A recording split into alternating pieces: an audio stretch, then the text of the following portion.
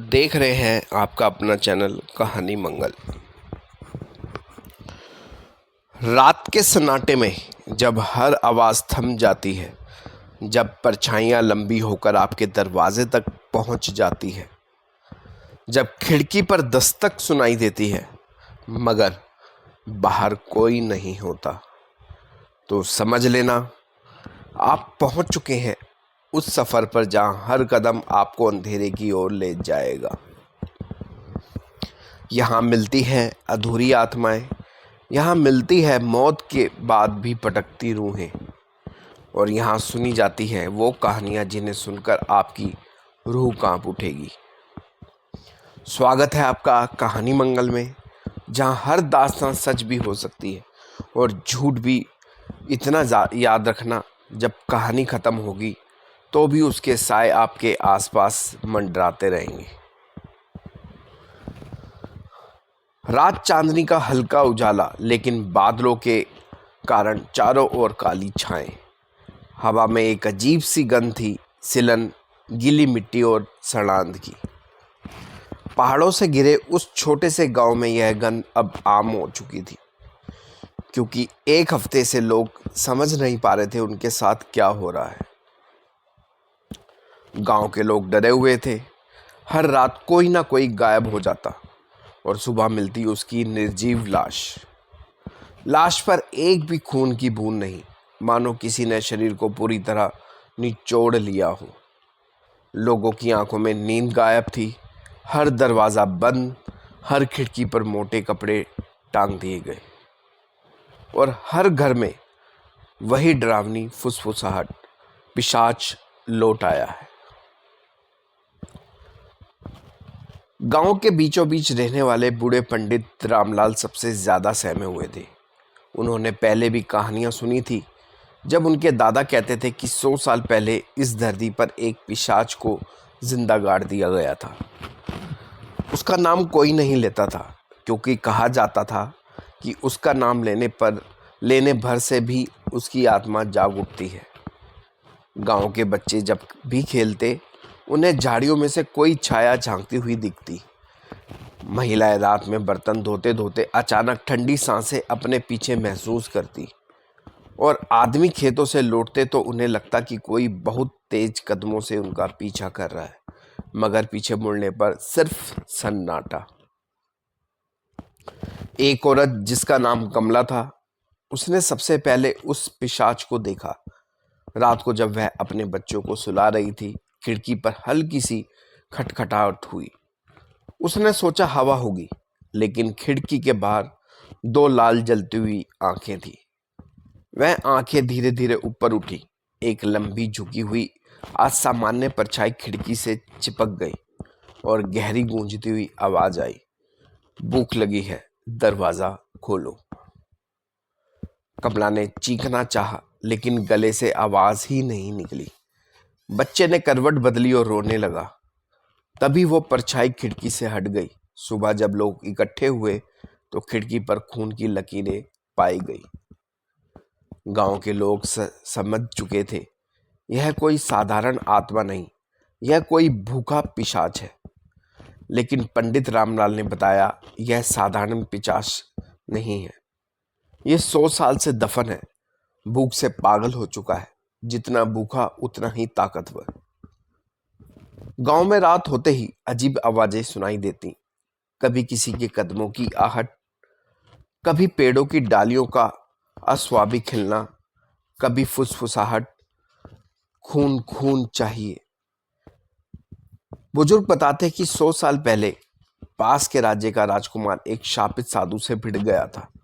साधु ने गुस्से में उसे शाप दिया, तू अब इंसान नहीं रहेगा, तुझे खून की प्यास हमेशा तड़पाएगी, तुझे मुक्ति कभी नहीं मिल पाएगी।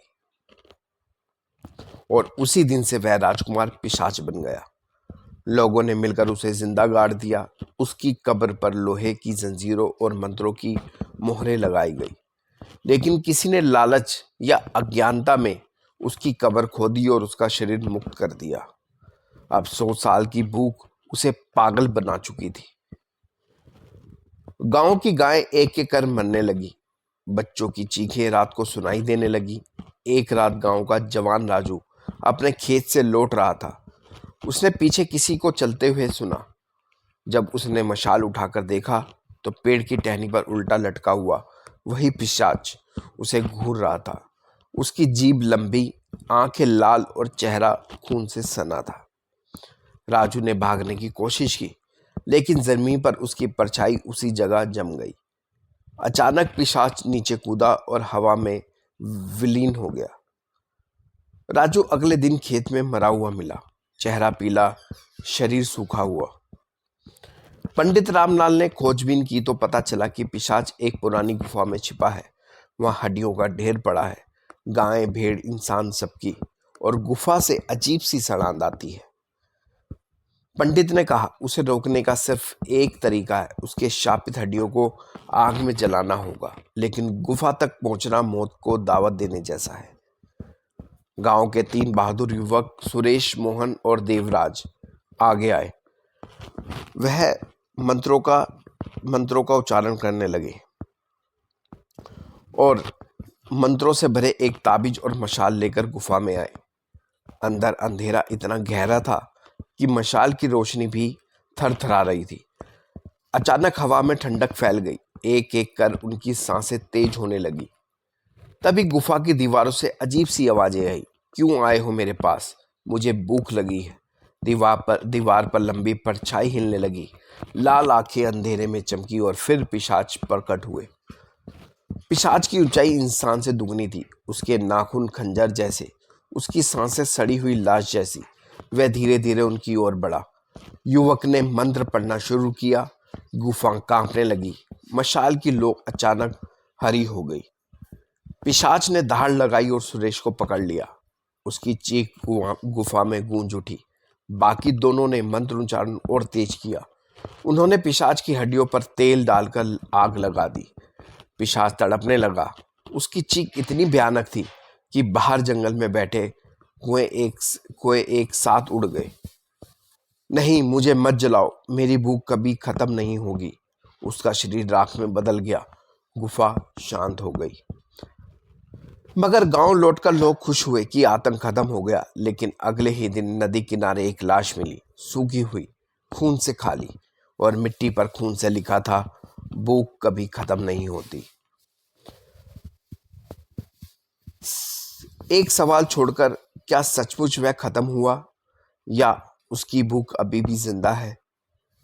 अब जब आप कहानी के आखिरी शब्दों तक पहुंच चुके हैं, सोचिए, क्या सच में वह सब खत्म हो गया है या फिर वह भूख, वह पिशाच, वह सन्नाटा अभी भी कहीं आपके आसपास दहाड़ रहा है? रात का अंधेरा गहरा हो चुका है। पेड़ों की शाखाएं धीरे धीरे हिल रही हैं। हवाएं फिर से फुसफुसाती हैं और कहीं आपके घर के दरवाजे पर हल्की सी खटखटाहट सुनाई दे सकती है। मुझे खून चाहिए। शायद आप सोच रहे हैं कि यह सिर्फ कहानी थी, लेकिन ध्यान दीजिए, कहानी मंगल की दास्तां सिर्फ शब्द नहीं, यह उन जगहों तक पहुंचाती है जहां आपका डर छुपा है। आपकी नींद, आपके सपने और आपके आसपास हर सन्नाटा जब सब अब बदल सकता है। और याद रखिए, कुछ भय ऐसे होते हैं जो खत्म नहीं होते। वह इंतजार करते हैं, सही समय का इंतजार। और जब आप सबसे कम सावधान होंगे, तभी उनका कदम आपके सामने होगा। तो अगली बार रात का अंधेरा गिरे, चांद अपने बादलों में छिप जाए और हवा में कोई फुसफुसाहट गूंज उठे, तो समझ जाइए, कहानी मंगल फिर से दस्तक दे रहा है। आप तैयार हैं?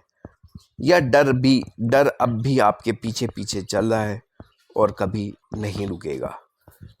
वीडियो को लाइक और चैनल को सब्सक्राइब जरूर कीजिएगा। मिलेंगे नेक्स्ट वीडियो में।